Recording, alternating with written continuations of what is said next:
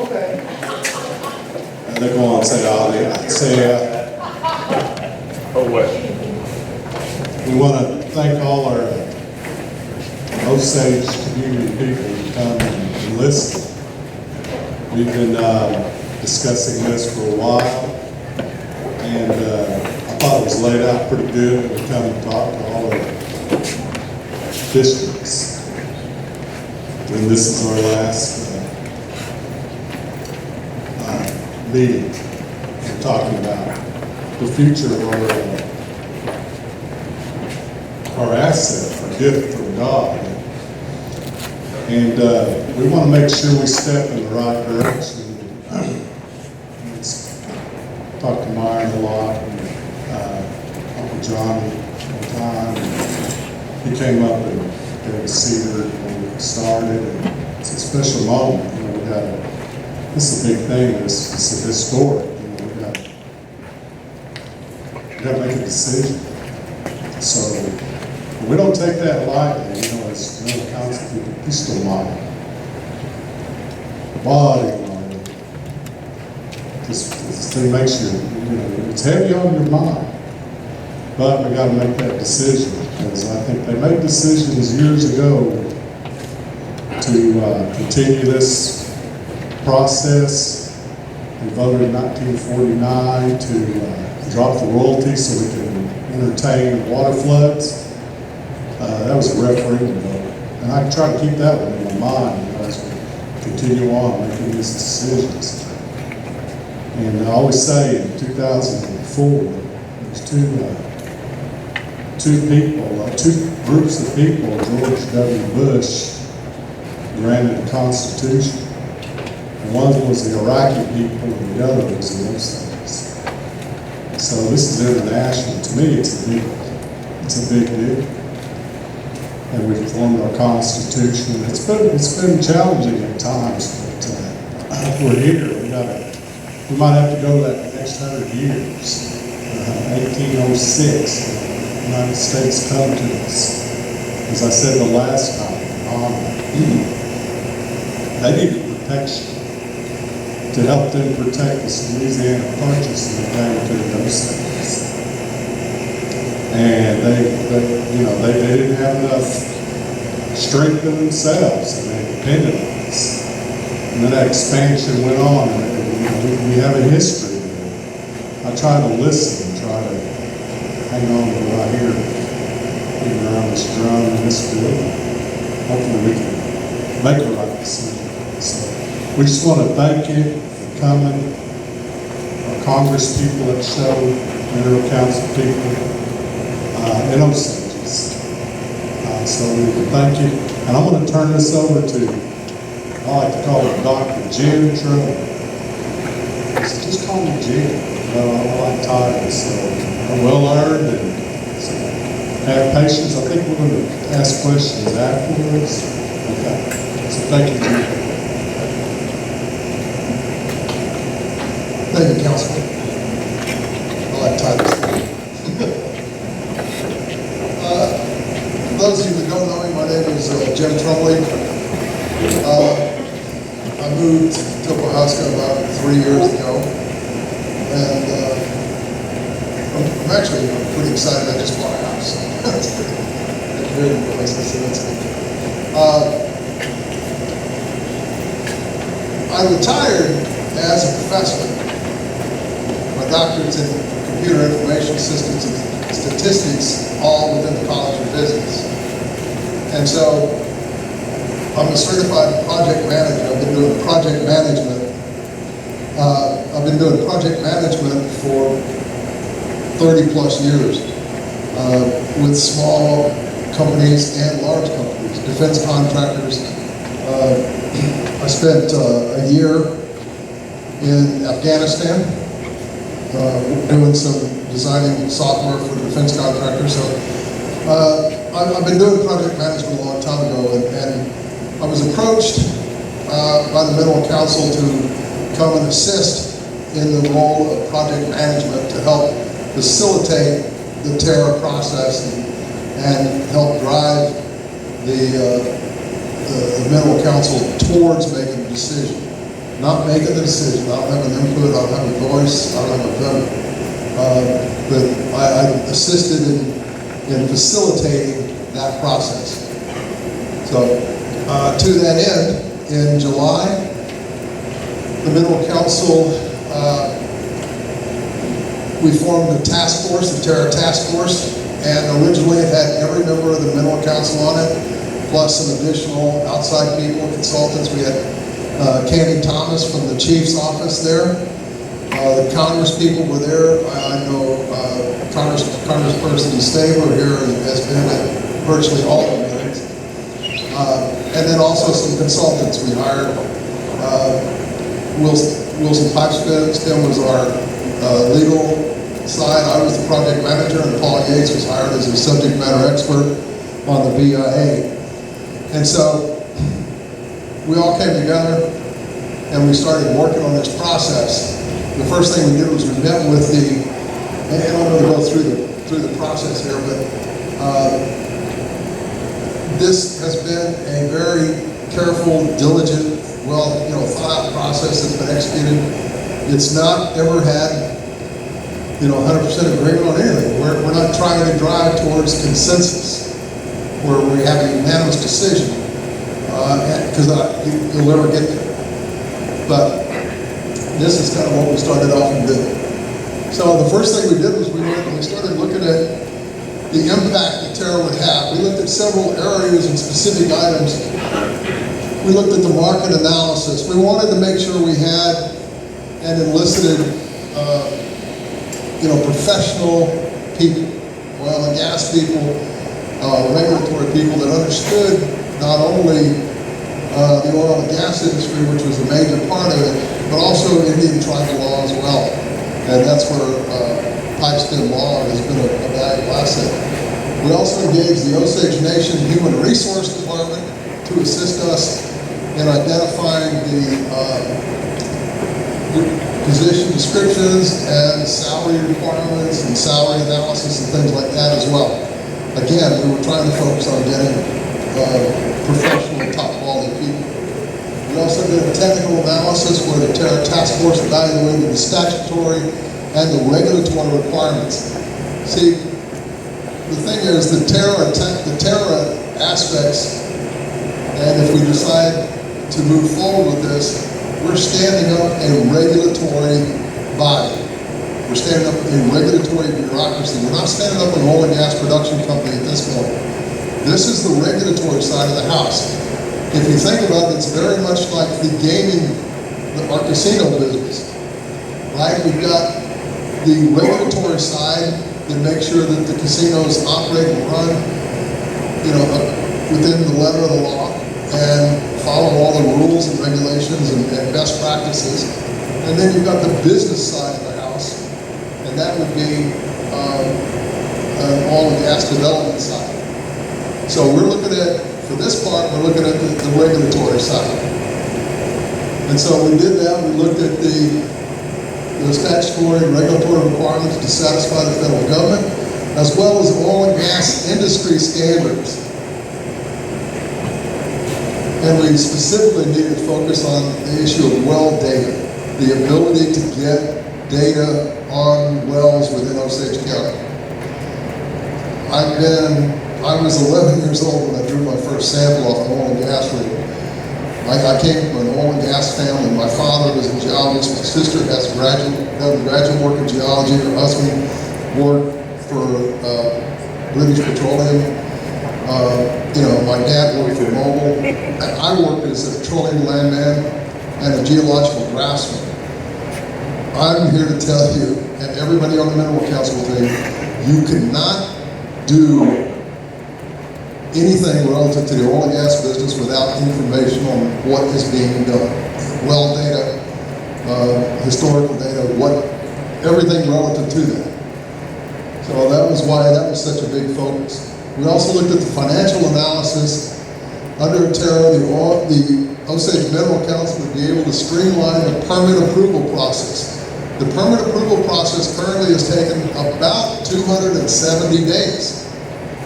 That's absurd. I mean, people come to Osage County, and if they get a lease, they're having to wait 270 days before they can start drilling at best.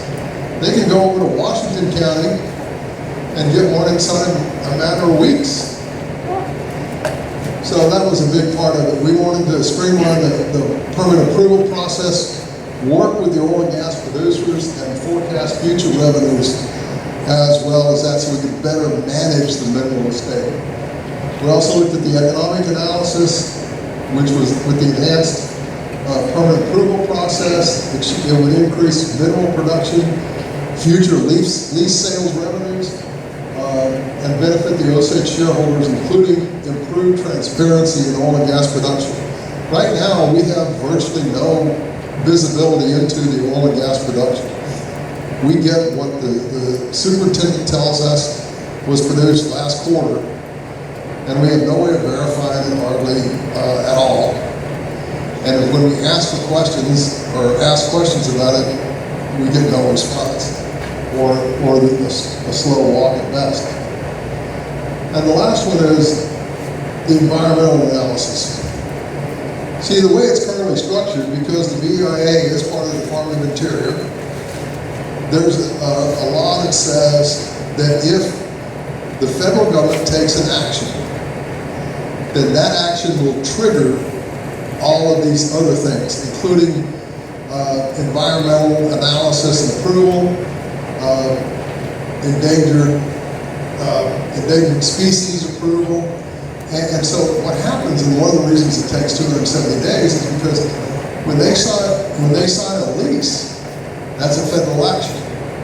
And that federal action then triggers the need and necessity for the EPA to get involved in environmental impact studies, the American variant beetle, and on and on and on. And all these things have to go through these different entities and organizations for approval. And I'm looking at Wilson real quick because he's the legal expert. He will hopefully tell me if I misstate something. Okay, so that was kind of what we did. Well, the way we started doing this was we laid out, being a project manager, we laid out the process. And the first thing we did was we started and identified the scope and project management methodology we were going to use. We laid that out. There were two primary tracks. One is the legal work, which was fortunate that we could hand that off to Pipestem Law under the direction of the Mineral Council. He drove that and worked at that area. And then we started looking at the org chart, what it was going to take to do this. First thing we had to do was we met with the Department of Interior, and we found out, what can we take over? There are certain things that we are not allowed to touch. Okay, those are called inherent federal functions. And then there's a whole list of things we can touch that are contractible functions. One of the biggest things with the inherent federal functions that we are not allowed to touch, and which is a good thing because we don't really want to touch it either, and that is everything relative to revenue. So the oil and gas producers are still, it doesn't matter what happens with Terra, the oil and gas producers are still going to cut checks to the BIA. The BIA is still going to collect those, divide them up, manage your, I guess, what used to be called IIM accounts, and distribute those to all the shareholders. Everything relative to revenues going to the shareholders is untouched by any of this, okay?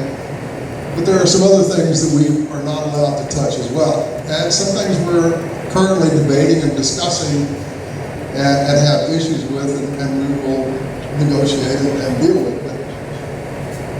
But based upon the list of contractible functions, things we could do, we started developing an organization chart. And the organization chart we came up with, and I give kudos to Councilman Rebarb and Susan Foreman, Councilperson Susan Foreman. They did an amazing job pulling together this organization chart. It was far and away a Cadillac of the organization chart. And it was things that we really need to have. It was also, at the same time, really quite large. It was about 45, 48 positions. And we were concerned about a lot of things, that we were going to be able to stand it up at the very beginning, and we're also going to be able to identify the necessary revenue to be able to pay for it. So there was a lot of concerns and things about that we were looking at. And so we started going through a costing exercise. And the costing exercise we went through and we used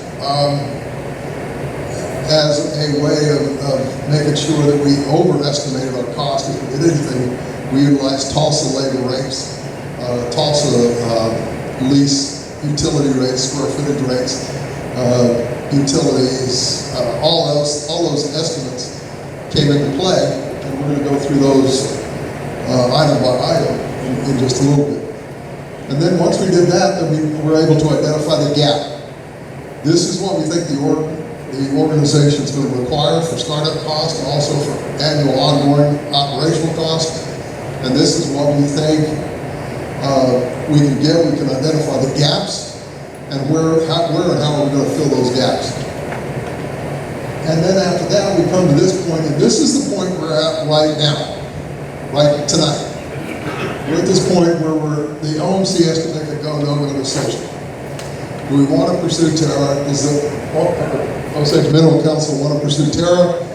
If they do, then we need to go and we need to finalize the application, submit the application, and begin the negotiations. Once we submit the application, the Department of Interior has 270 days to tell us whether it's accepted, rejected, or negotiate some components to it and modify it.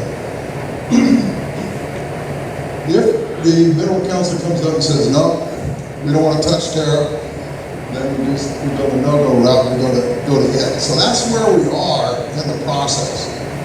Okay? One of the first things we did was we did what's called a SWOT analysis.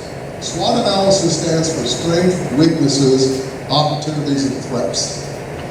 It's trying to look at the whole big picture, both internal and external, to a decision. The first one we looked at was the Terra-only SWOT, where we only looked at just the Terra component. See, Terra gives us the right to take over certain aspects of the BIA functions, those contractual functions I mentioned. But they don't give us any money to do that with. And there were some things that we identified from doing a Terra only, including some strengths like better overall management over permitting and internal controls.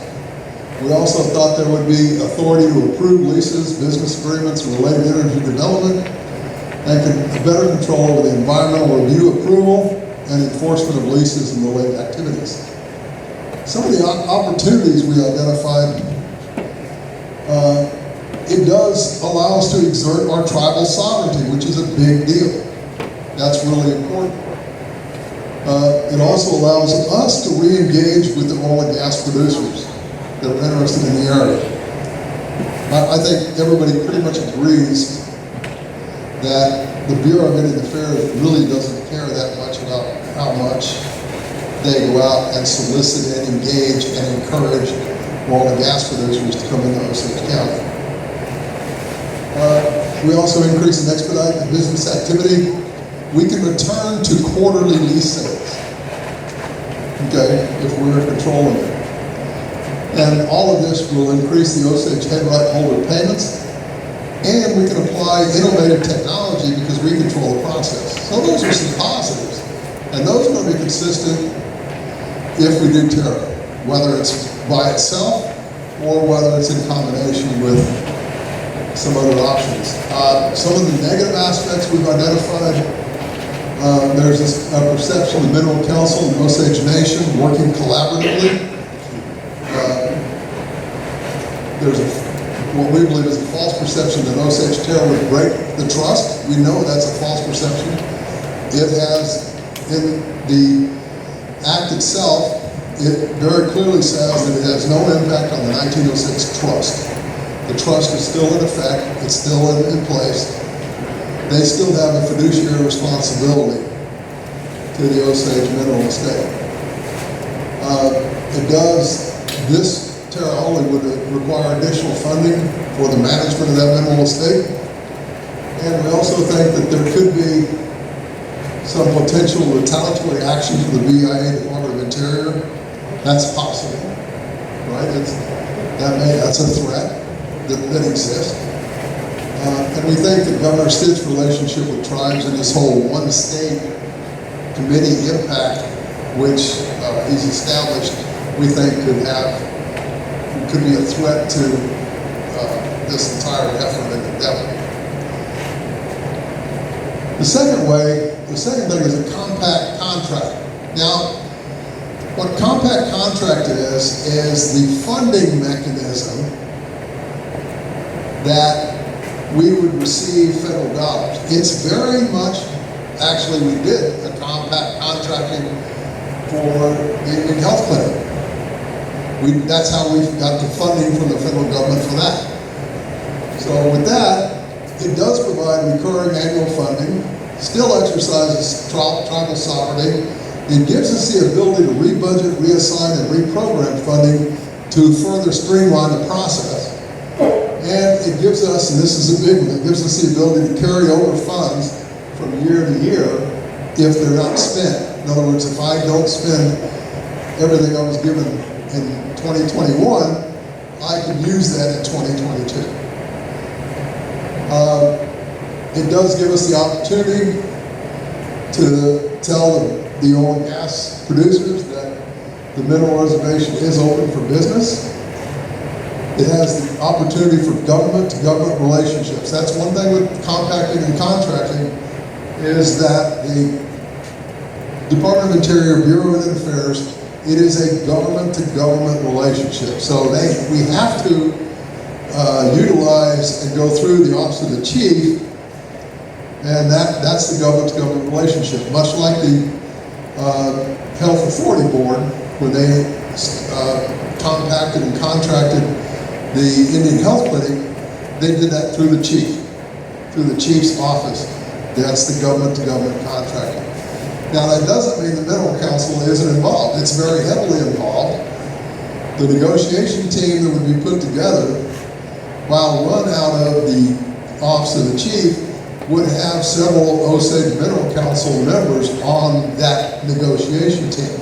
And the chief has stated on numerous occasions, and Candy Thomas, as his representative, has stated that the chief's not going to do anything relative to Terra that the Osage Mineral Council and the mineral estate don't want to have happen. So that's not going to happen according to the chief. So if we go just compacting contracting, we still have the federal triggers because they still have to approve something, and anytime they take an action, it triggers it. So that's a downside, that's a weakness.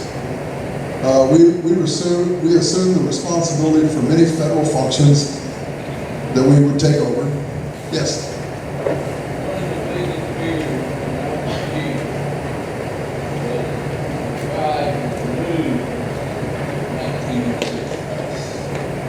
We did something like this. Okay, so I understand it, and the best person to address that would be Wilson Pipestein. And let's circle back to that question at the end of the presentation. Okay, so this really worked well last week in Hominy, where we went through the whole presentation and the Mineral Council stood up and fielded questions. And the Mineral Council and Mr. Pipestein. So I'm just putting it in a parking lot. It's a great question.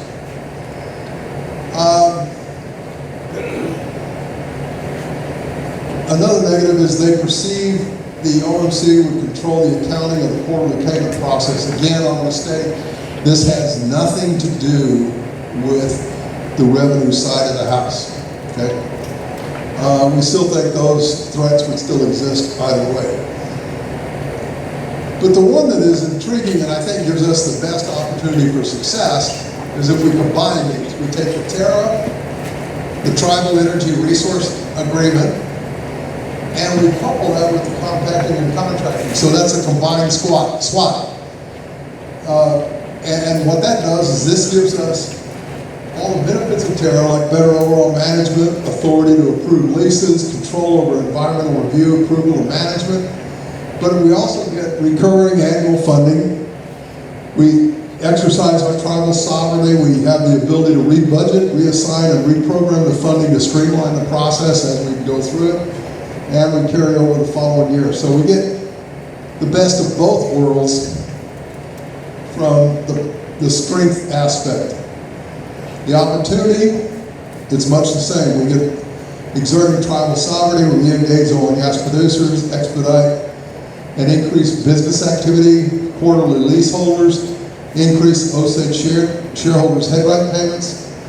We get to apply innovative technologies, like that's some really impressive stuff that's being done with enhanced oil recovery that's currently going on, especially relative to some of our abandoned wells. The Mineral Council has really stepped up and are doing a lot of those really impressive application of improved and innovative technologies. The mineral reservation is open for business, and the threats were the same either way, and the negatives were pretty much the same. So the negatives were the same whether it was compacting, contracting, or Terra. So we really don't have much. We have those weaknesses and threats, but they're the same either way. But our positives, our strengths and opportunities are expedited and enhanced. So if we look at a combination of Terra and compact contracting, we think the biggest things are tribal sovereignty, access and expedited processes, reoccurring annual funding, and increased payments to the shareholders. Okay, so we had to come up with an org chart, and the org chart's been a lot of points of debate, discussions, and for the life of me, I'm not really sure why, because it's not set in stone. Okay, so the organizational structure that we come up with is a starting point. We're going to go and negotiate with the Department of Interior, Bureau of Indian Affairs, and we have to demonstrate to them that we're competent to do this, right? They're not going to let us go out there and say, oh, we got somebody sitting in the back closet that's going to process all this stuff, and you know, we're going to get them a new pencil once a week. You know, they're going to want to see that we're actually competent, and so that's why we put this together. But I tell you, as soon as the Mineral Council hires this executive director and some of these guys, the supervisors for the different functional areas, they're going to want input and say into how that organization is structured, as they should, because they're the experts, right? They're supposed to be the professionals. But what I would encourage you to look at is not, oh, we've got 24 staffing levels versus 45, or we've got 9 new positions and 15 existing, or something like that. I encourage you to look at the function. So we're going to have an executive director that's kind of like the chief executive officer or operating officer for this organization. The Mineral Council will have direct oversight over this entire organization. We also have Subsurface Leasing. This is the group that is going to focus on actually evaluating and helping and assisting the subsurface leasing aspect of it, getting the oil and gas producers. It includes petroleum geologists and staff physician and petroleum engineer. The second group was lease management, how we manage these leases, get the bonuses, how we manage the execution of those leases, the petroleum land work necessary.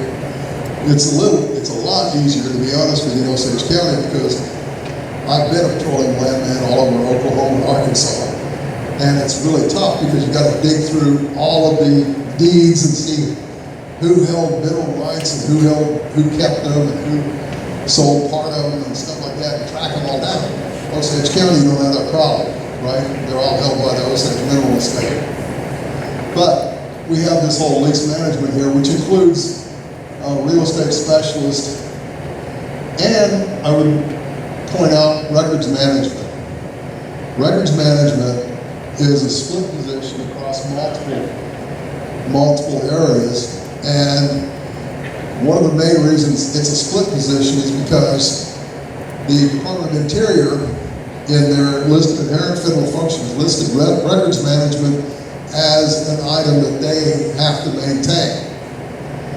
However, they also listed in each one of these areas, contractable areas we could take over, they listed records management in each of those areas.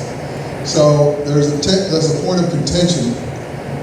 Like I already said, the entire task force, the entire mineral council for that matter, has clearly stated that we have to have access to all of the well data and all of the records.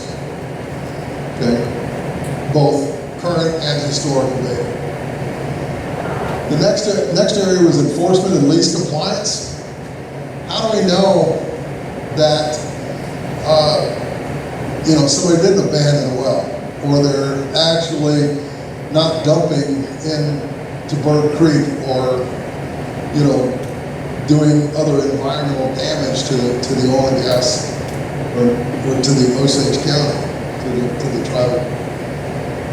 Plus operations supervisor, making sure that they are pumping what they say they're pumping and all that stuff. That's an important aspect of it. We've also got information technology and IT support staff.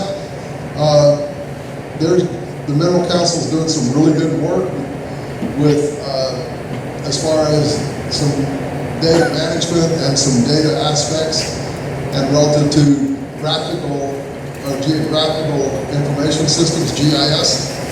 And they're doing some really good work on there, and so we want to continue that. Plus, IT enhances our ability to do queries and search data, manage it, streamline it, keep track of it, report on it, increase transparency, and so on and so on. An oil and gas attorney, it's crucial we have an oil and gas attorney. We've got that listed down as a consultant, and the reason for that is because in addition to an oil and gas attorney, we are a tribe, right? So we need legal expertise in not only oil and gas law, but also tribal law, Indian law. But the big plus, and the thing I'm probably the most excited about, is this area over here, the oil and gas accounting area. Now, we already said that we're not touching the revenue, right? The oil and gas producers will still make revenue payments to the BIA. They'll collect, manage, and distribute. But right now, we don't have any idea if somebody says how many barrels, they're pumping 10 barrels a day out. We don't know if it's 10, or maybe it's 20. We really have very little insight into that. And so this would give us the ability with an oil accountant, a gas accountant, and an auditor to be able to audit the production stats and find out exactly what's going on. Okay? So, cost estimates. So the organization chart I put up is not what we would like to have, but it's the bare minimum, right? Depending upon what functions we take over. So the cost, we divided up into two sections. I did the startup cost and the annual operating cost.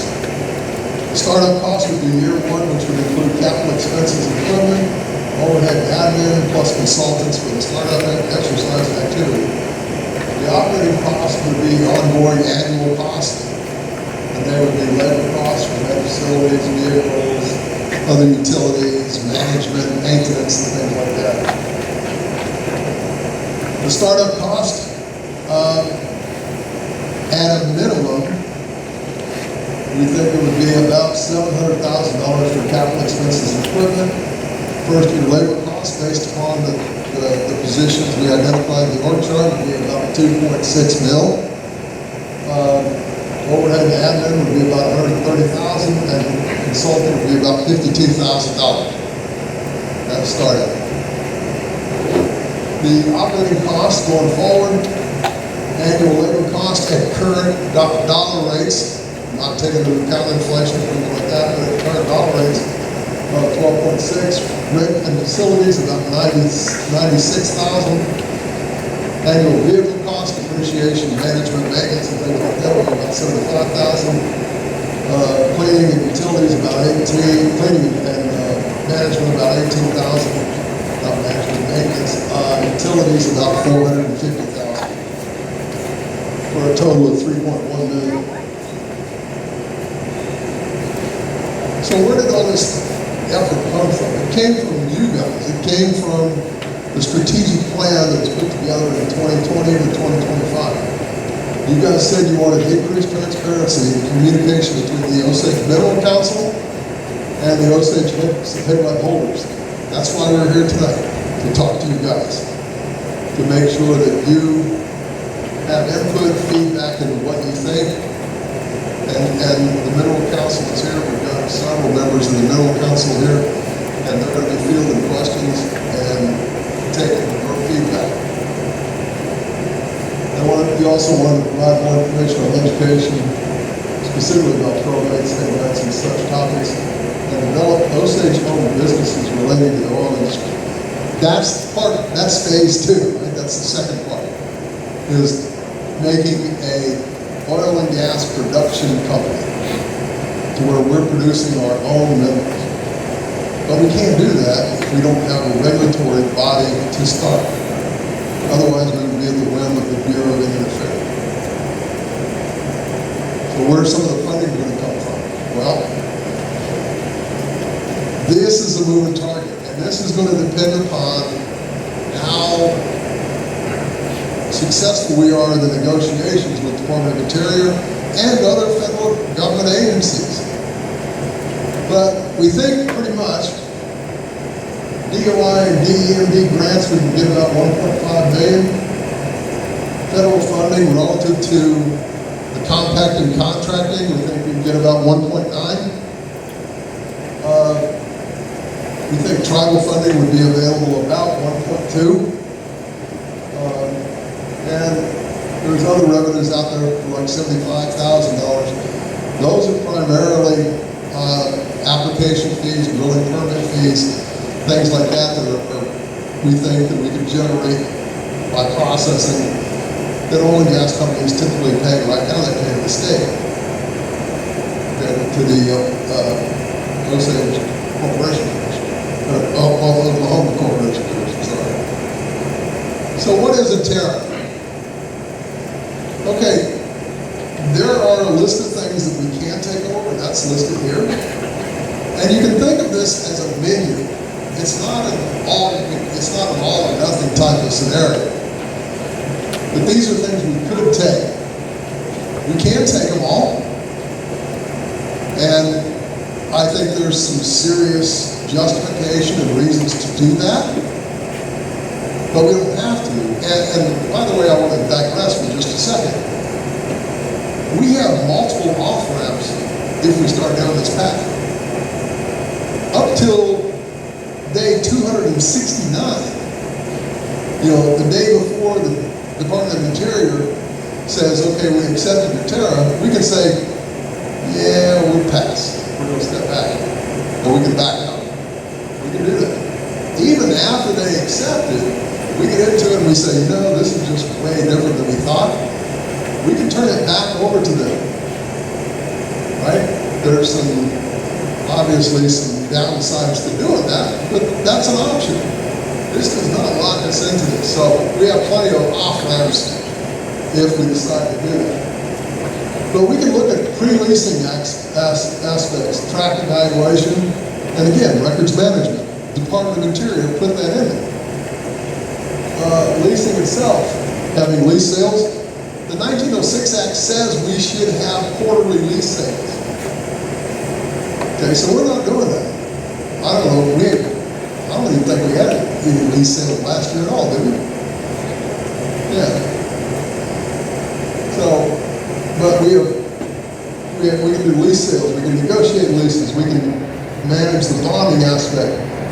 Environmental and cultural review. This is one area right there that the Osage Nation would be best suited to handle for us. Because the Department of Interior is currently, or Department of Interior, the Department of Natural Resources, DNR, for the Osage Nation is currently doing that. And they do a very good job of it. So what we would do would contract the Osage Nation to provide that service to our regulatory body. Okay? And we would pay them to do that. They would have to staff up and things like that, so there's why the additional cost is there as well. And again, here's records management. We can do lease approval. We can do lease terminations, overriding royalties, agreements, and drilling contracts. Permitting and operations is probably the place that gives us the most, that's probably the lowest hanging fruit we have. We can go in there, and I believe with all of my heart that we can do a better job managing permitting and operations than the Bureau of Indian Affairs does. Because we want to do it. We want to do a better job of it. And I've worked around a lot of government bureaucracies in my day, and I'm pretty sure we can be more effective and more efficient. So we can manage the application for drilling, workover, plugging permits. We can manage the commercial and non-commercial easements. We can manage the notice and administrative appeals aspect. We can do lease compliance, inspections and investigation, theft, production, fire, accident, emergencies. We can do shut-in actions. We can also do production oversight, production verification. That's a huge aspect that we need to take control over. We can identify avoidable waste and loss of production. And again, you see all of these have records management in them. So if that's what Terra is, what is Terra not? Well, what Terra is not is some of these aspects. We still have to adhere to the Archaeological Resource Protection Act. Okay, so we still can't go drill, on our sacred burial grounds or sacred tribal areas. We still have to adhere to those cultural aspects, which we would want to do anyway.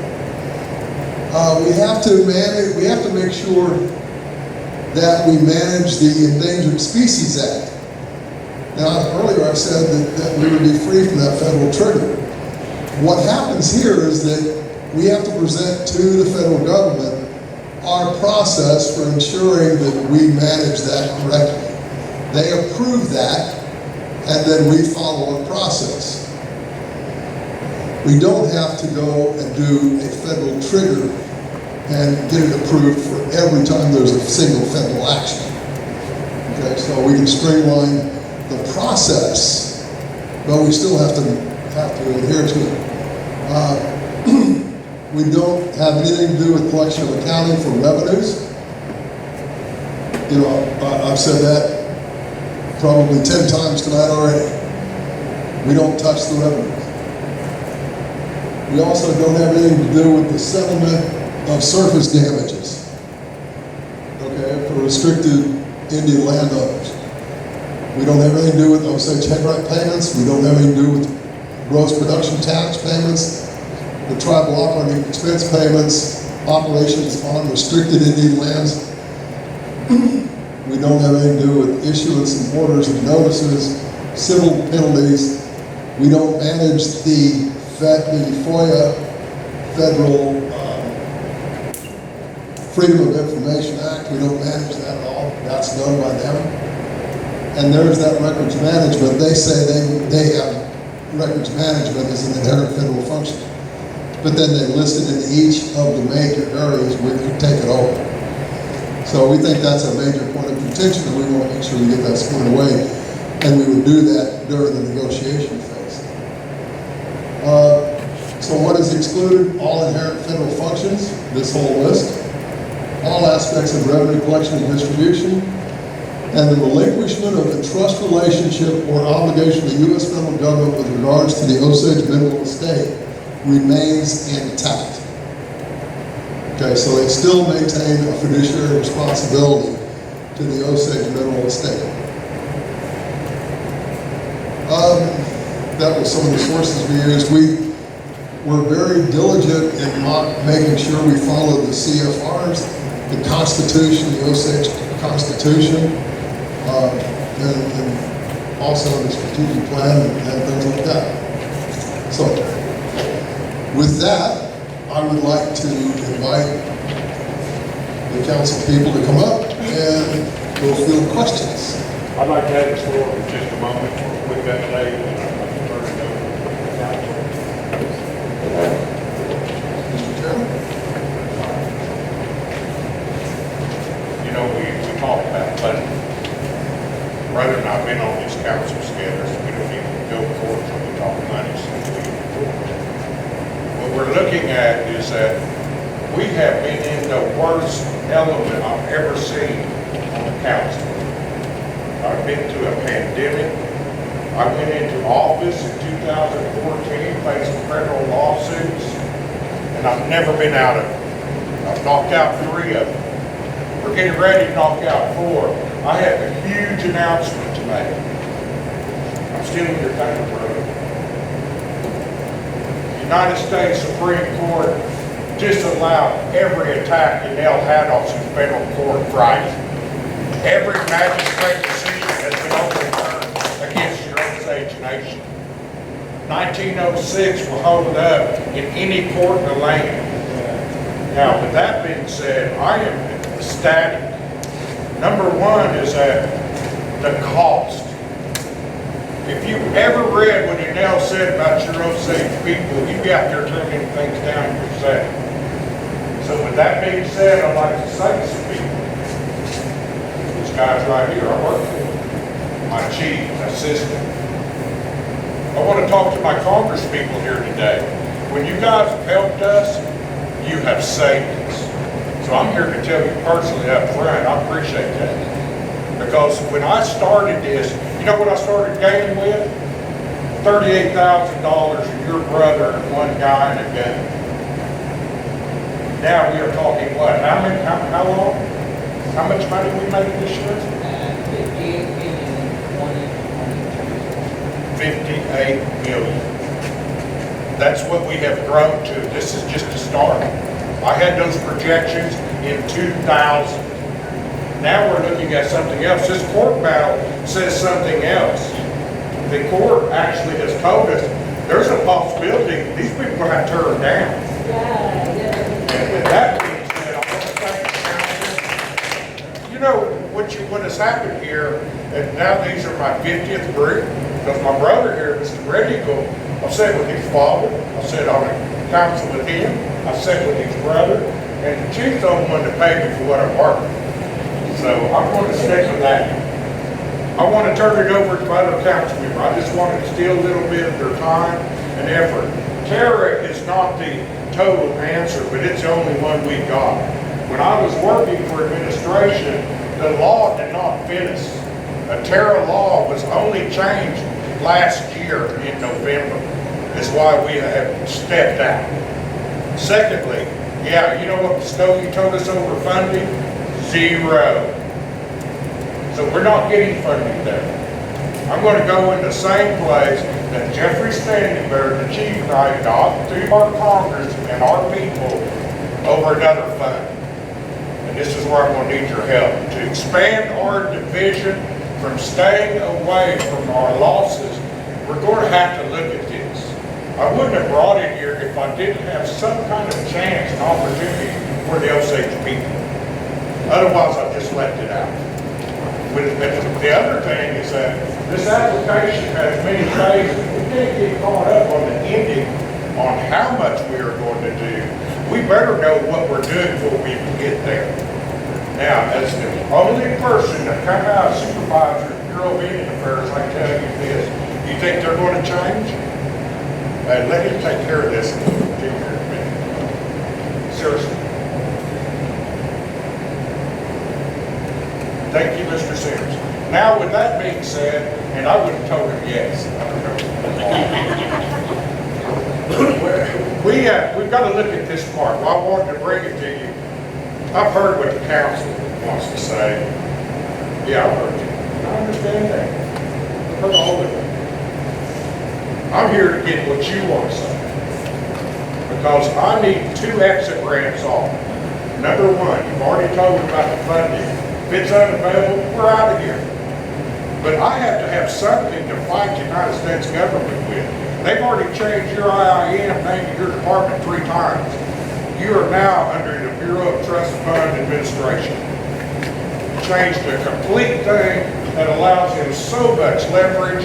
And the other thing, hey guys, we've been really having trouble with them getting your check out. Now that right there ought to be scaring everybody. We found out at our last summit 2 years ago, they didn't even get the money out, and we just have to have the United States government with us, so we roughed them up in the alley, and they got the check out. Man, we're Osage, we're going to have to rough them up to get this. But the Bureau's not going to change the spots, folks. The Bureau's underfunded, understaffed, and I love it to death because one thing about it, right now, you're in a storm, and they're the only life raft you got, and it's full. I wanted to give this council some chance and opportunity to bring out what they want. Man, was that different. But I'm trying to be open-minded. I've sat on 4 governments. We haven't even got to the good one yet. When we can leave something for our children that's automatic, just like a machine gun, we're good. But you know, you gotta pick the right machine gun. Pick America, get in the dirt, doesn't work. You go out here to the foreign countries, or the people we're fighting, you put theirs in mud and shoot all the way. We need to be the second one. You heard the joke, the 2 mice in the pail? We've got to be that second one. We have got to keep fighting this till I can get us past it. I'm going nowhere without the chief, I'm going nowhere without my Congress, and that's the best part. Y'all's family, you got to deal with it. The last thing, it's been an honor and a privilege. I'll turn it over to these folks. I've asked them, this is your home. Oaxaca with it. If they got through you, they had fired us. And we never got attacked in Missouri. Take over.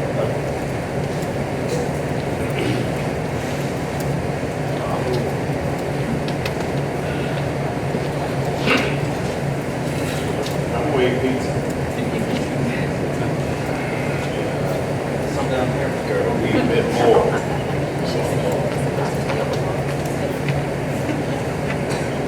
Lovely was your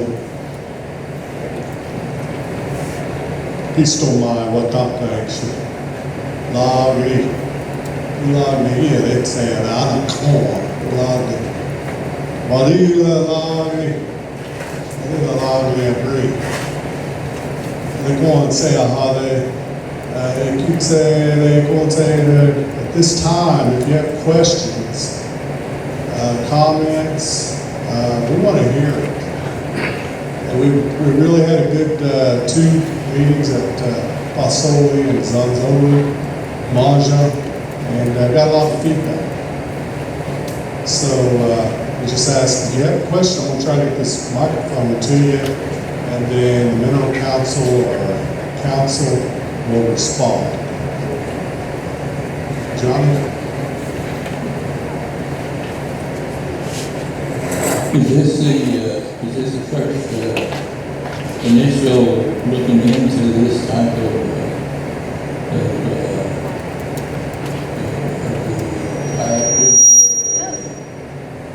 Terra? We talked about it in the past, but we never followed through with it. And I was told when I was chief, when I first became chief, we went to Muskogee. We met with the environmentalist people down there, and they warned us. They warned us that these cattlemen down here they're getting together because their whole purpose is to take over the mineral sector. Now that was in 2000. I became chief in 2006, and that was 2020. who knows what kind of arrangements they made or anything. But you're all gathered together out there, and that's what their purpose was, primarily was to take the tribe to court and to how to obtain the state, because they knew that the PIA was leaving at that time. And so how has the mineral council done anything but the main question back in those days was, how are we going to protect the 1906 Act? Because at that time, all the lockees were gone. The last one had died in my watch. And we looked at that purpose, and so I didn't even have an office, so I don't know whether this administration has carried on from that point on. We looked at Terra, what kind of changes we would have with that Terra, have that protected 1906 or whatever. But the whole purpose was to break that 1906 Act. I don't know whether that's possible or not. Even today, when I got out of politics, I kind of lost contact with it, you know. But I would still like to know that question. Because today, even though we live among the ranchers, they are looking to take this mineral estate over at some point in time. So that's what this time. And will the Terra help us in that situation and to look at how that's going to be honest.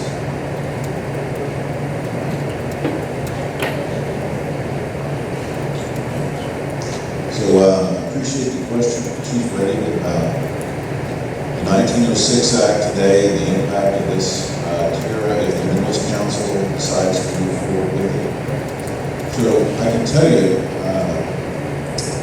cattlemen, oilmen, others have been trying to get the Osage Mineral Estate for over 100 years. And the Osage are forefathers or foremothers that fought that out.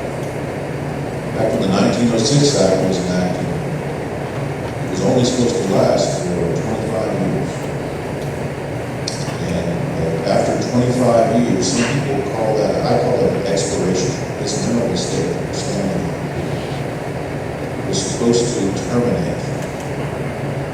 And then who would then own the mineral? Whoever owned the surface land. And there was a run on Osage surface land.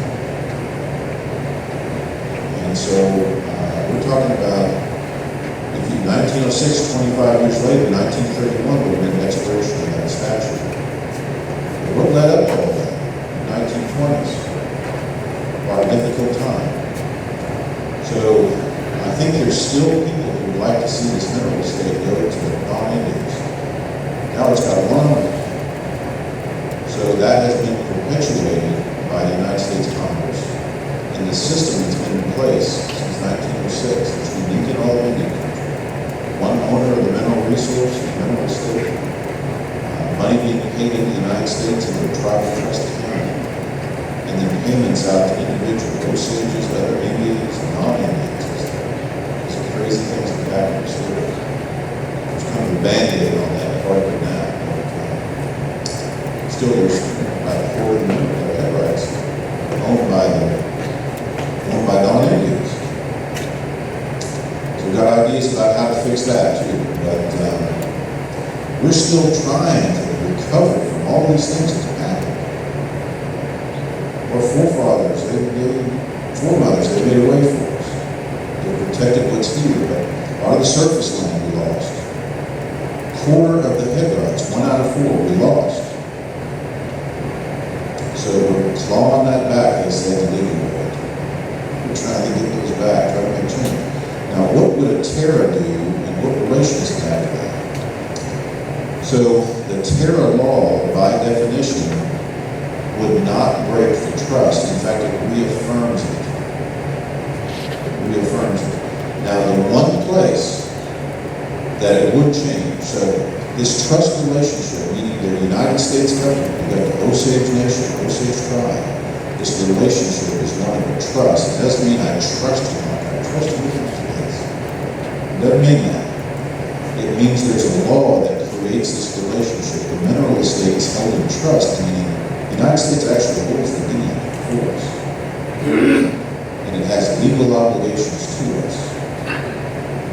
Now, the trust, there's a lot of law about how we enforce it when the United States doesn't do what they're supposed to do. And it's hard to do, I can tell you first of all. It's hard to make the government do what they're supposed to do under law. But the Terra would not impact that except in a small way where I think it's now, would be a part of the law that now I think is just a reflection of existing law anyway. So if there was an oil company and it came and said, we want to, we understand you operate under this Terra, which is more expensive, and we want to negotiate a deal with you where, how about this, you get 20 cents and we get 80, we say, okay. And then later we come back and boy, they do extremely well. We didn't think they were going to do so. It means we can't sue the government for the bad deal that we cut, that we negotiated. Okay? I can tell you right now, it would be extremely difficult to sue the BIA for doing the same thing under existing law. When you go to federal court and say, boy, we negotiated with them and we was at the table and we got good information. We have to really made a bad mistake. So we're going to blame you, the BIA, because you're going to do that. It's extremely difficult to do that anyway. But I think everyone needs to be clear that part of it is a matter of law. We would not have the option if we negotiate a bad deal to sue the BIA for a bad deal negotiation. Okay, that's the one area of this that will change. That's the truth. That will change. But otherwise, the law reaffirms the trust. It does not diminish it, it reaffirms it.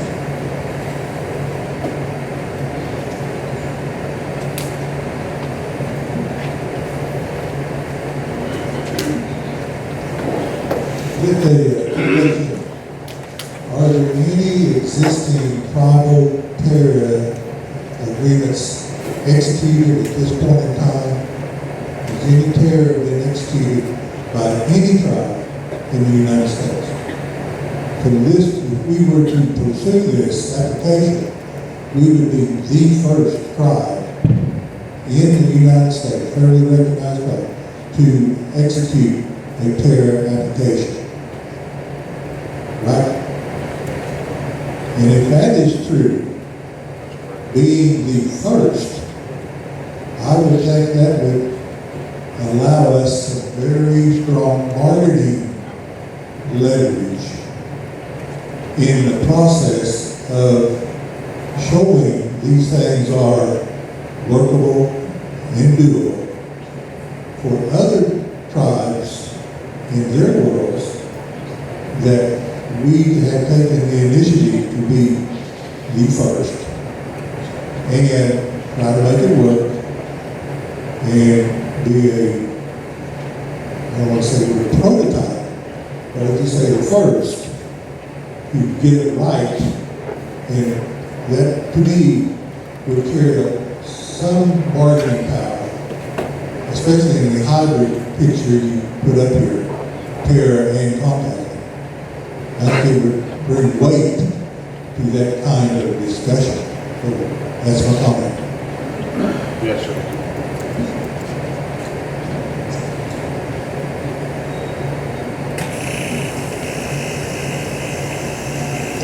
Just one quick comment on that. We don't know if there are other tribes out there planning to do this. That's the only thing I'm saying. I mean, we might submit ours, say, in 2 or 3 months. But there might be somebody who submits one before. Now keep in mind, it's not just oil and gas in fossil fuels. There may be tribes across the country that want to do this with wind and solar, biomass. I don't know. But it is the case that the government passed the first Terra law and nobody wanted to do it. It didn't make any sense for anybody. These are based on amendments that happened in December 2019. Issued regulations that opened the door to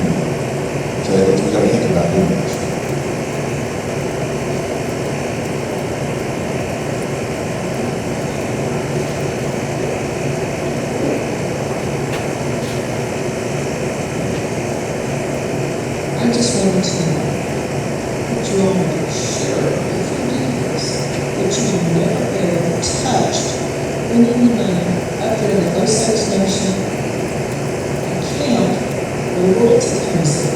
I've seen it come in and take money off the top. They did it once for the Osage Winters, and they did it another time to pay for some land for David.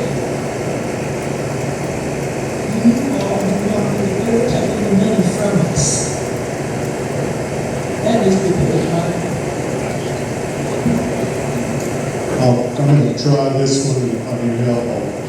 We were told the first thing that the government did is the solicitor's office said, here's the things you can't do with Terra. Thank goodness they did it, because we didn't have to pay for any of that law work. It's kind of free and took it right at us. And I'll summarize it, all the money collection stuff stays with the federal government. So we're talking lease steps to get to an approved lease, and then maybe monitoring that lease. Once the collection and all that happens, that stays with the federal government. Maybe anyone else want to add to that?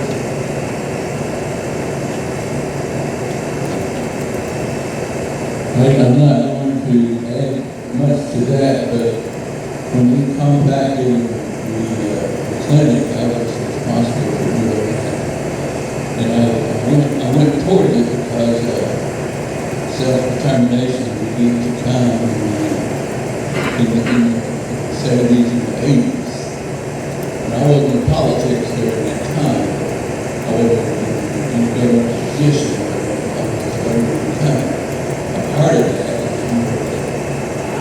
Principal Chief Jimmy Gray, he brought us into that self-determination. And at that time, I felt like it was a pretty good thing, because right after that, when I became Assistant Chief, we contacted the clinic. In other words, we took, I think at that time, the federal money was $25 million. And what they did, we took a level 5 compact. In other words, you take over the complete management of that entity. And we did that. And they were more than glad for us to take that $25 million. Although the federal government still allocated that money. And I think today they still get it. The clinic still gets that. But we manage it ourselves, so that's what the self-determination kind of said. The government wants to get out of the Indian business, and that they're doing it right now. It's actually taking place over a period of years. This trust has held out all these years, and that's why I would say this is called owner protection, because the landowner proved that once now I love it a lot, man. 1906 got that. What it did to our people, one thing that it did is that it gave the land to the individual Indian. And that's what the ranchers, the land cattle wanted to happen during that time. Because if they begin to own the land, then they would sell it. And they did. That occurred from 1906 up into the service. When I was chief, we had 9% of Osage County land owned by individual Osageans. That's all that's left. Not having without land, and it's all restricted land.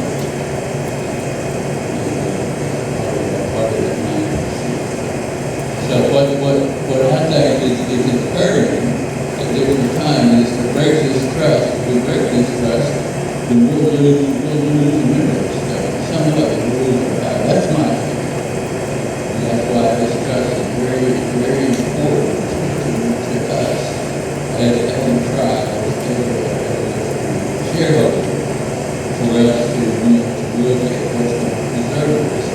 Because in the time that I was chief, COVID, the representative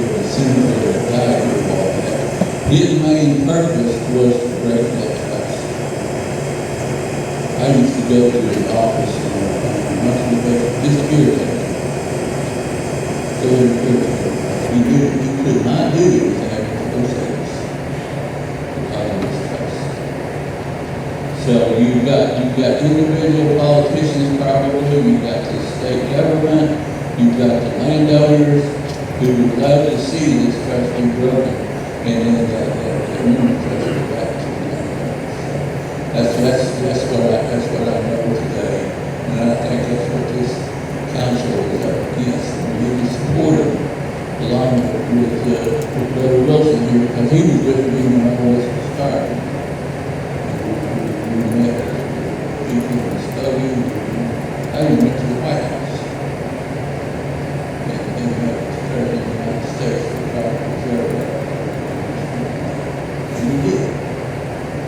So I'm not saying I'm anybody, but we just happened to be in place at that time.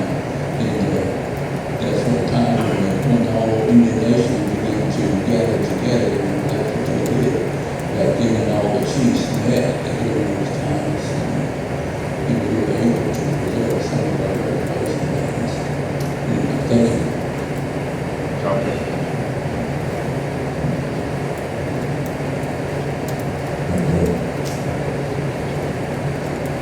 I'm going to see everybody. It was a good time.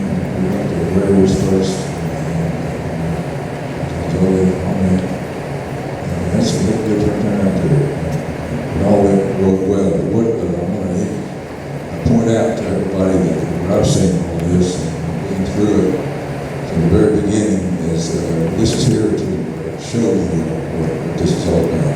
It's not here to try to favoritism here and talk more about it here. This is the way we want y'all to do this. It's not that at all. It's just to show you what this is all about. And it's not going to take advantages, disadvantages. I'm on the second chair on this council now. Passing the Chairman Yates, I was the second chair then. I became the acting chairman at that time. We nominated Brother Everett again to be chairman, and I'm still the secretary. But I want to have to leave a little bit. Another engagement. I'm already late, but I want to tell you how I feel about it. Just like this has been stated before, there's always these ranchers, and there's also something I think people should know about. It's just the ranchers themselves. When we go out and we work well, we drill well, we have to go through the land. And would we be strong enough to uphold what the federal government can do when we go out on these people's lands? Like out here at Black Jones land, where there's a lot of things out there. And would we be strong enough to uphold that federal government so that let's see, we can say, okay, they're coming out here, and if we have to block their way, we got to go through the federal marshal. We got to go through the federal government to knock it out. In other words, that's scary. That scared me. So if we took a Terra, if we took a compact or a contract, would we be strong enough to go out there and face these ranchers and these powerful landowners, having a lot of land, so it's kind of, that's one of my concerns. Also, the money, as our chairman said, it's a big question. It's not the money. We're having money problems right now, just very money. And another thing too, they were talking about former council member here mentioned about money being taken off the mineral estate. I heard in the first mineral council in 2006 to 2010 that they gave, when gaming was first getting started, they gave money to the gaming people. And some people approached me about that and said, can we get that money back? Brother Rickmore told me about that himself. I didn't know about that. So that's a good example of what can take place, taking money from our royalties, right? Do we want that to happen again? I don't think we do. And I heard it was a substantial amount of money too. So that's a good example right there. That's something I'm scared of too. So I want. This is just what this is all about. You all have to make your decision, you can put your input in, you know, you can say, just like everybody said, I agree with it, or maybe I want to think about it. We, as a council, we've got to think about this very, very seriously. Some have changed their minds in between, some have gone forward and changed their mind again, some were against it in the beginning, and now they're going out there for it. We don't know. This is what this is all about, to give you all the advantages, disadvantages. And something to really think about, because this mineral stuff, it wasn't just the Osage, 1906, everybody says the 1906 Act, 1906 Act, 1906 Act. What was it, 1906 Act? It was the 1906 lot line. 1906 lot line. Our grandfather was 26 years old, and it was his son, your forefather, in 1906. He was right in the middle of this. It's all of them. And there were wagons here, there were paved streets around here, dirt roads. And that's, and it was a tough time. I can't even imagine what it was. But they did. And one time we came down here, you know, and surveyed this land and said, he's going to help our great-grandchildren. That's what he said. And it has. I'm over here. My brothers are there. You're over there. And they set it up for us, just like they said. And now we've got to carry it on. But we better do some very, very serious thinking when we do it. Very serious thoughts, very serious comments. Because it's a very important time. Thank you. Okay. We have some questions over here also, please.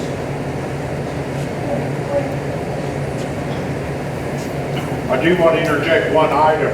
Since last week, even the Terra Tito, which is another contract element of this law, has changed. It was sued in the federal courts and has now been expanded.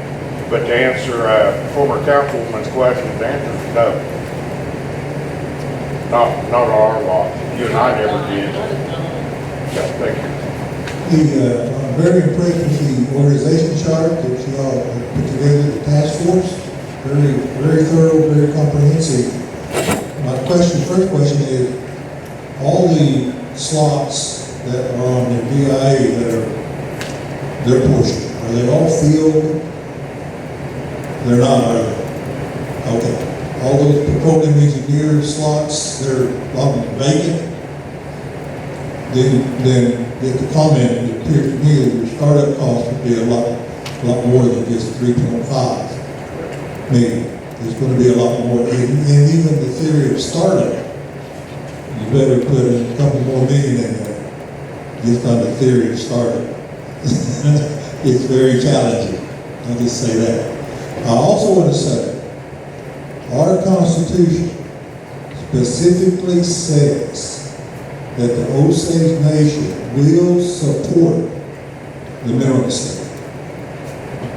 This is the very first days of that coming to fruition. You received some help, a little bit, from the nation. But Mr. Sims just said dividend 58 million in 2022.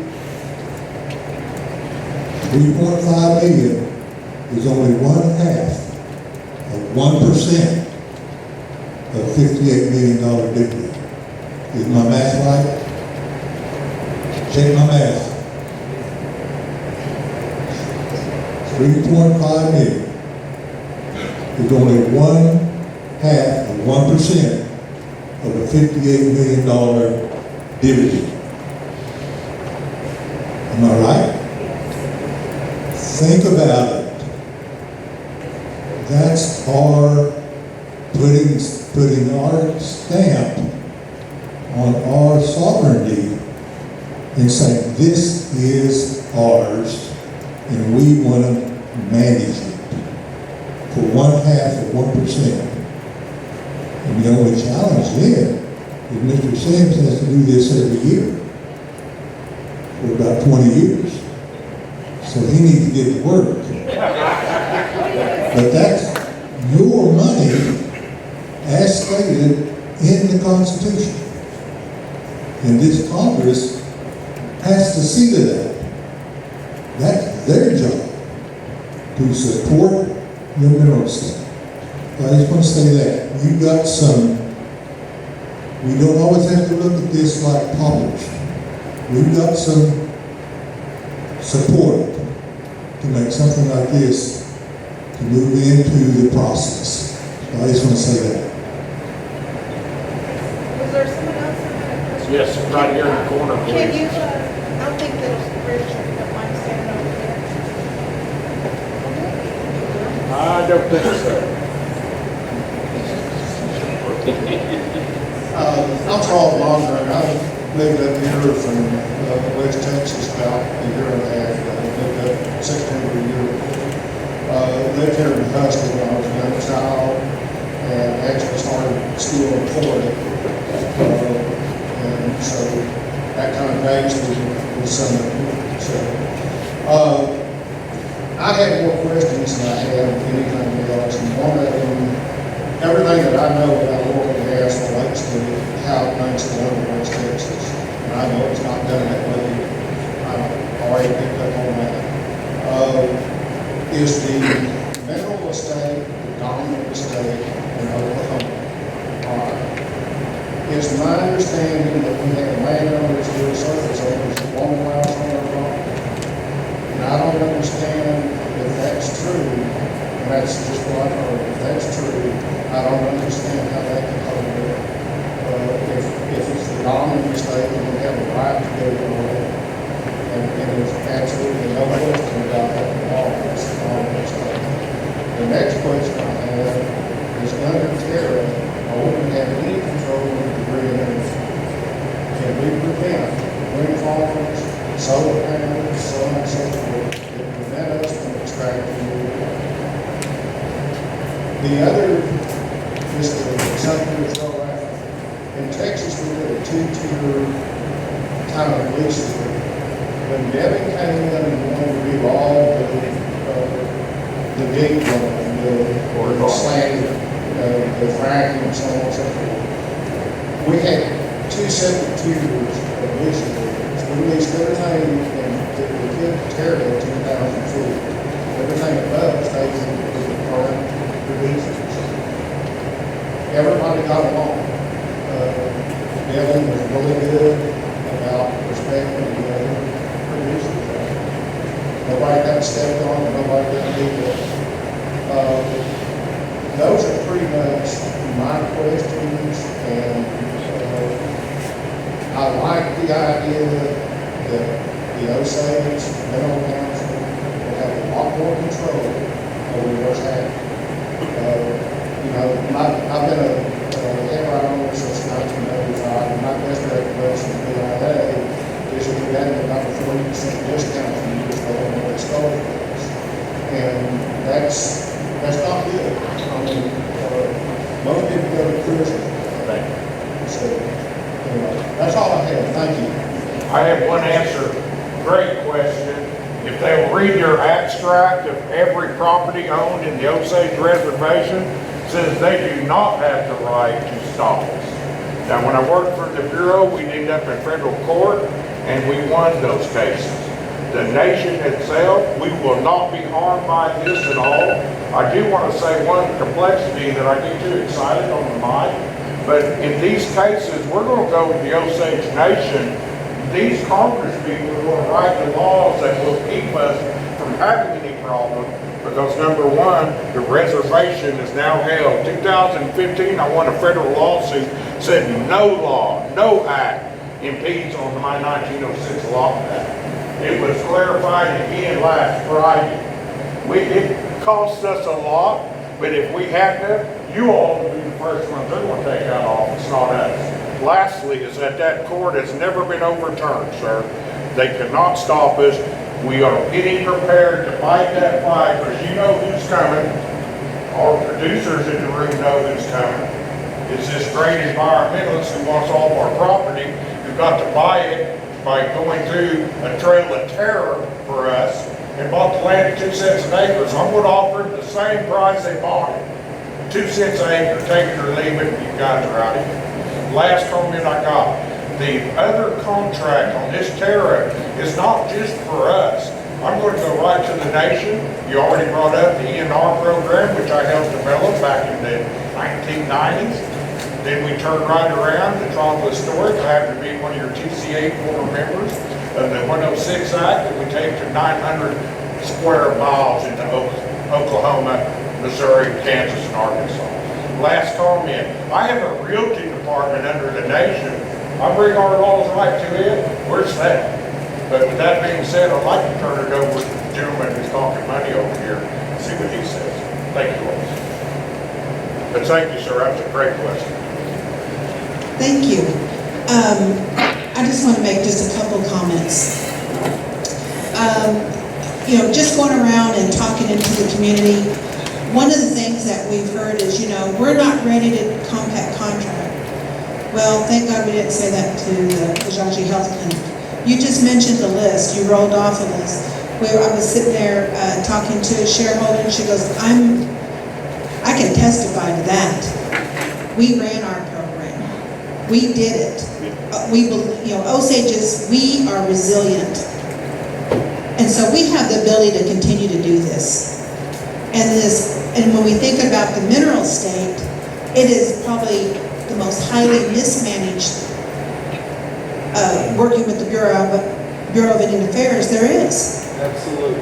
And I'm telling you right now, it's we're at a point where we have the ability, if we take it over. Mind you, this probably won't happen. Remember we said that there's 270 days? We're not even into the full application completed yet. This is an information meeting. So then you just add on 9 months. So we'll be going into OMC 5, even considering this. But is it an option for us to look at? Absolutely. We all said we want to increase your check. How do you do that? You remove the barriers that are prohibiting us from moving forward on taking over this mineral state. And if you think for 1 minute, any of the 7 that are sitting here, there's 6 of us right then, or 5 of us here, not one of us would ever jeopardize this mineral state. I know I look at Curtis Fair back there, and there's Stephanie here who's sitting in these chairs that we are in now. We would never jeopardize the trust responsibility or put any of our head right owners at risk. That's just not what we're going to do. Absolutely not. And would we let someone else take our money? No. That's even more bizarre to even say that, because had it happened on someone else's watch, but not on this watch, I know Chairman Waller wouldn't let that happen, nor would my other colleagues. So I'm just hoping that you're listening with, we want to bring an informational. What have we been working on during COVID? It's been a lot. And it's difficult to do this while we're in COVID. And so it was time to come out and show you this is what a Terra is and what a Terra isn't. And it's, at the end of the day, it provides regulation. Our next step is business. It's just like gaming. You had to have the rules and regulations before you could start opening your doors. You can't put the cart before the horse. So what we got today was something from our legal counsel, and they said the Terra rules have changed. And so I hope that you'll explain a little bit about what a TITO is, because that is the next step.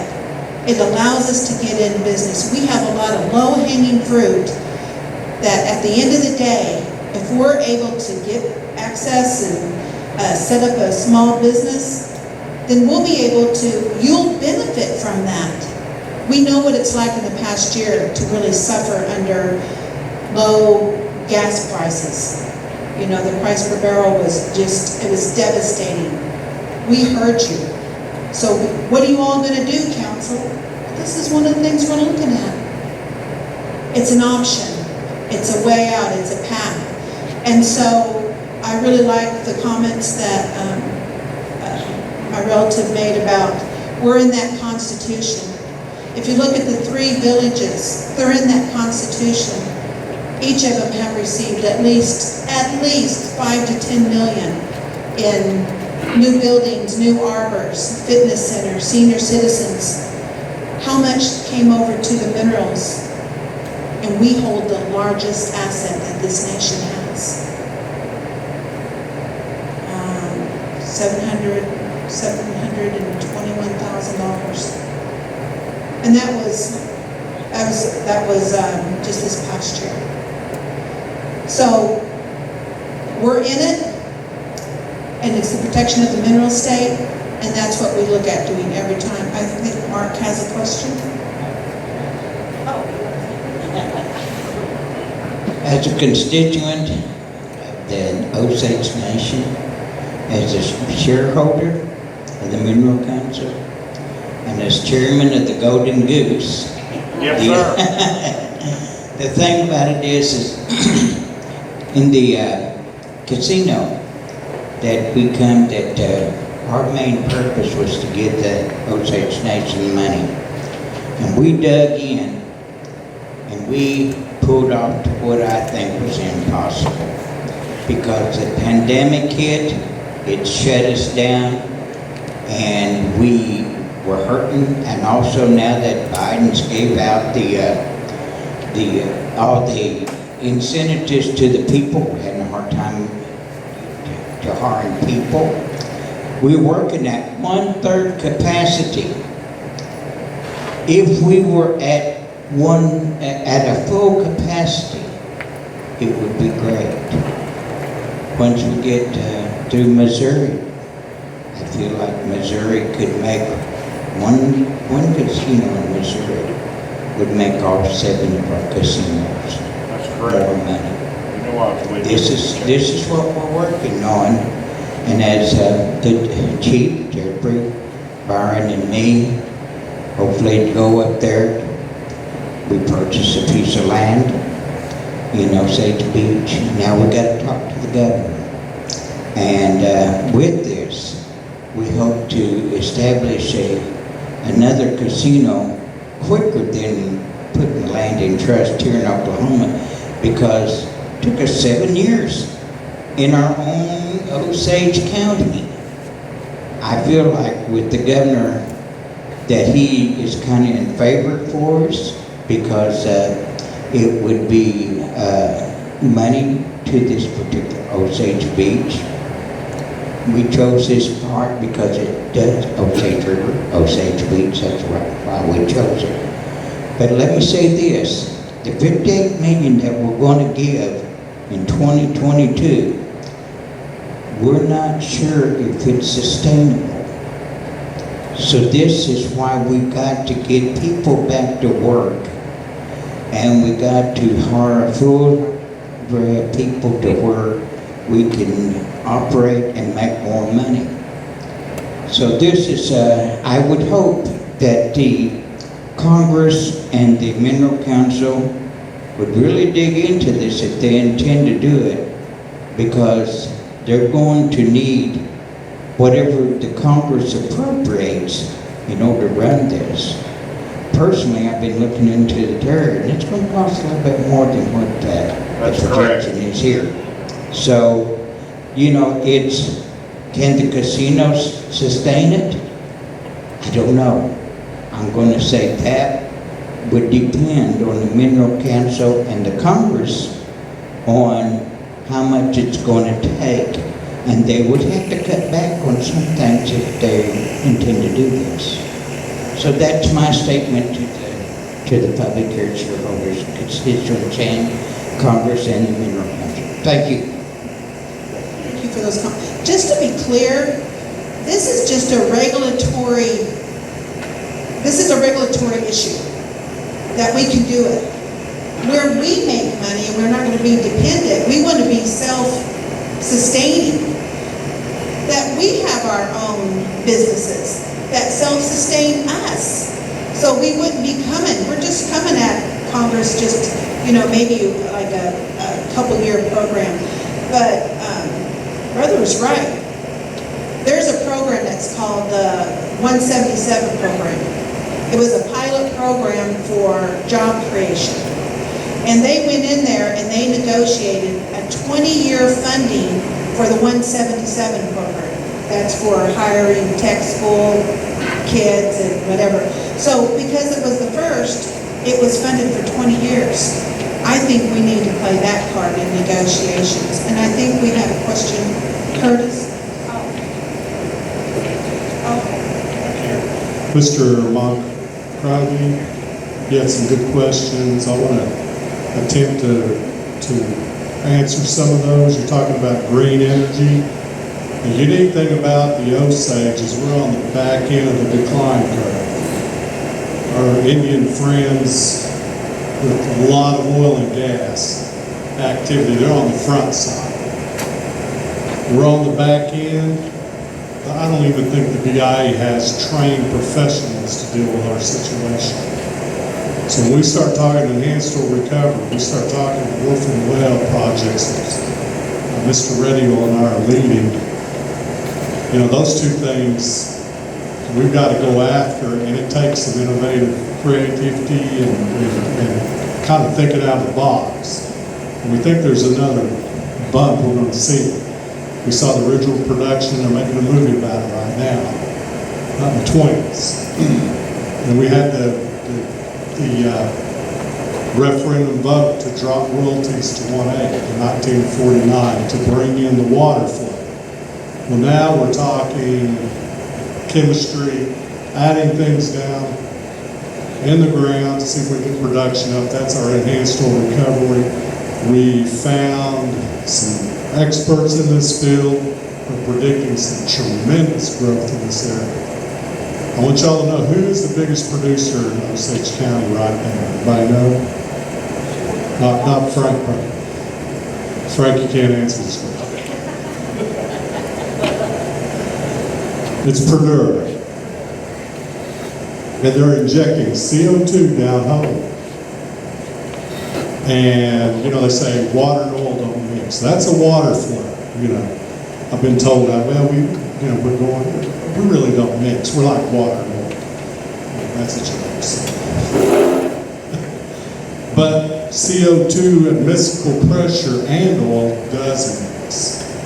And they're seeing that in the North Burbank field. And then with that CO2, they're bringing it and producing it. So they're circulating CO2. So that's thinking out of the box of what we're seeing in Osage County. So we're looking at that all over the county, that kind of production.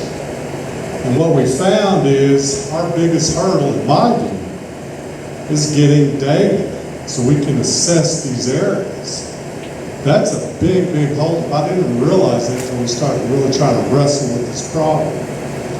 So Jim Trumly had it on the list. We got to handle these documents and do it well. The reason Purdue, in my view, it's going well is because ConocoPhillips, which there were some guys that worked in that I worked with when I was with ConocoPhillips, and they did a really extensive study in one area. This is exactly where Purdue, or Chaparral at the time, Purdue concentrated their efforts in production. So what are we saying? Well, they got their hands on data. And when we talk to our geologists or reservoir engineers, they don't want to trust anybody's word. They want that data for themselves so they can make those predictions and determinations. That's where the hurdle is starting. I'm starting to see with all this new production we can go after. And the BIA has pretty much put a stamp, we can't get it. So we are really trying hard, and I think, and I've talked to the council, I asked the simple question to the BIA in a biannual meeting: why does the records go for real estate? And those are a lot more sensitive records than an oil and gas company.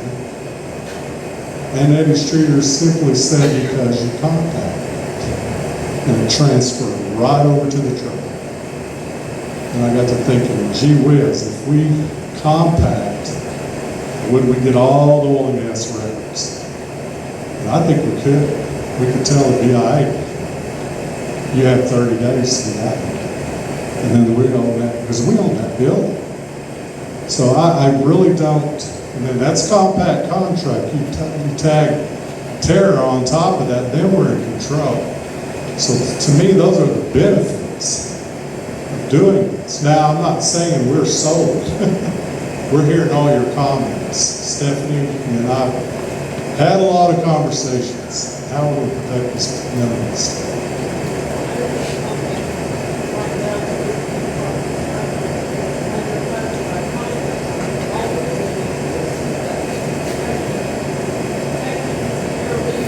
Give her the mic. Okay. Bingo. Yeah, I know, time too. The problem with compacting is that when you take over those responsibilities from the Bureau of Indian Affairs, you're saying that you're going to support those responsibilities and that you're going to fund them. Right now, they're underfunded up there, and it's not Melissa's fault, it's because they're underfunded. They do not have enough money for the contractual services that they need. And I'm talking about appraisers for the leases, appraisers for the realty, I'm talking about your archaeological studies. It's been a nightmare for me for the last 2 years. And I'm telling you, compacting isn't what it's cracked up to be. I think it's $1 million budget, $1 million, and you all need more money up there. And I don't know where you all are going to get it. I would simply think that if you all compacted it, that you would want to fully fund it. And the Osage restricted landowner has fallen through the crack. Nobody cares about us. I mean, really, nobody cares about us. We don't care. Curtis has a question. Okay. I'm sorry, Kurt. Well, first of all, Alex, I'd like to thank everyone that put this on, because that's pretty keen, y'all, come over here and got to eat and everything. And, and I know you guys on the council have had a pretty difficult time over the last 4 years. Y'all been in a position I wouldn't want to be in. I'll tell you that right now. On this building, this compact, I've been hearing about this for 8, 10 years. And I hear a bit more, y'all know me, 8, 10 years ago, I was against this.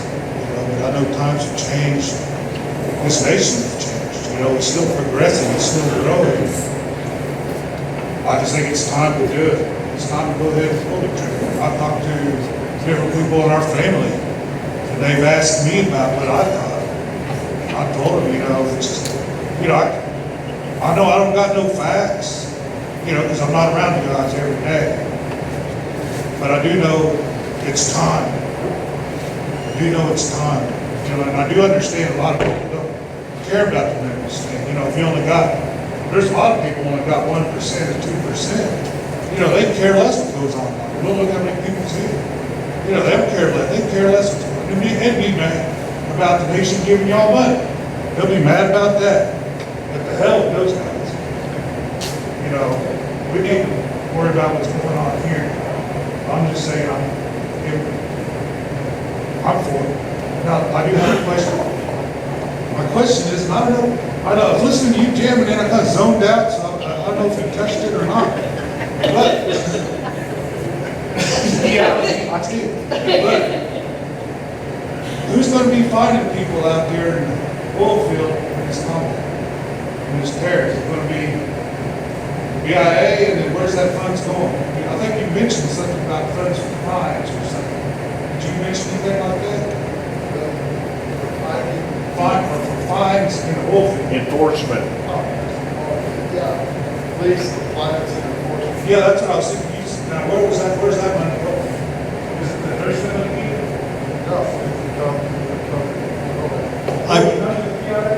I'll tell you what I'm in favor of, is leasing only.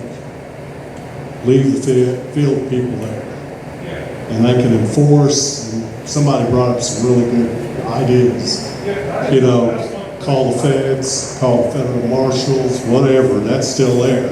But we have, the big problems is the leasing, getting the information, and trying to get that out and rolling and done. So that, If you're buying $500 a day for a month, where's that money going? That's what I'm saying. S510. That's one of our accounts. Yeah, that would Because come, when I asked that that would come question to before, they us. said, oh, it's going to be in a big box, and we'll never see it. No, I sir. just like to keep that money here, is all I do. That would come to us. All right, thank you, man. I just want to carry for what few are left. All of this sounds wonderful. My only thing is become a well-being child.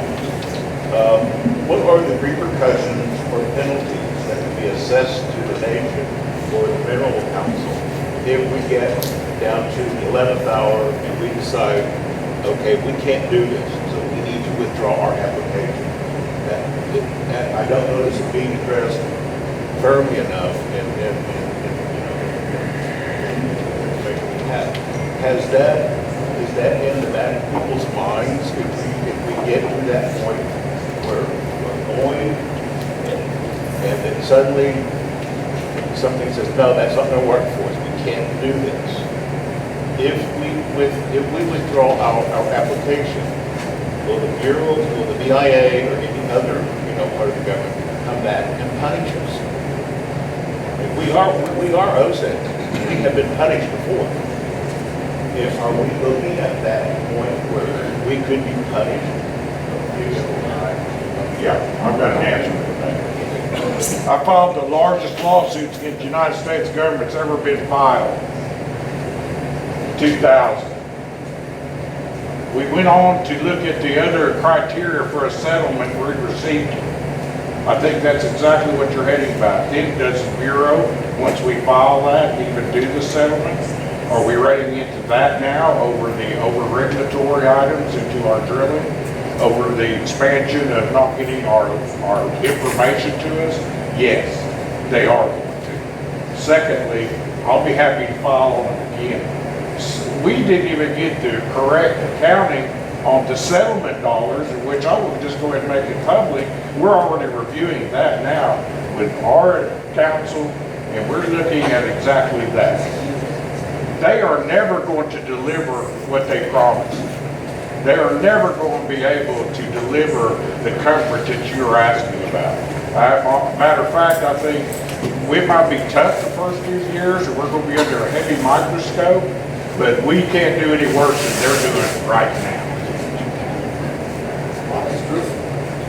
But yes, sir, I do feel that there will be some fallback. But as far as the off-ramp on the Terra, this is a federal law that went out to 574 tribes. We're just tough enough to force them to write one that fits us.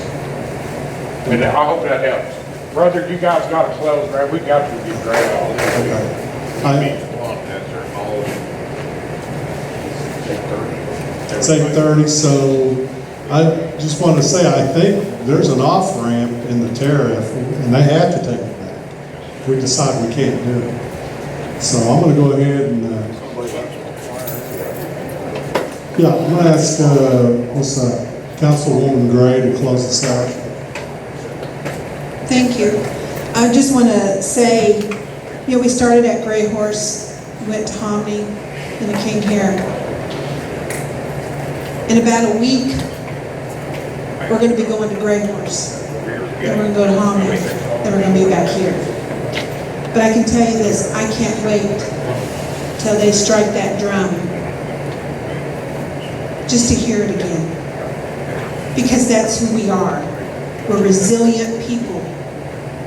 And this mineral state, I can tell you, is going to be protected. We have proven it. We've worked with Congress. We said, what does it look like to protect this mineral state? Sometimes it looks like we got to go ask $1 million. Sometimes we end up in federal court. Sometimes we're sitting here talking to you all to tell you what we're doing. But I just want to say, we're getting ready to come to that such a special, wonderful time when we are all going to be, it's like Osage has just become one. We'll be glad to see each other again. We lost many along the way. But when we hear that drum strike, just know that Osages are strong, and we're going to make it, and Wakanda is with us. Amen. Waving on.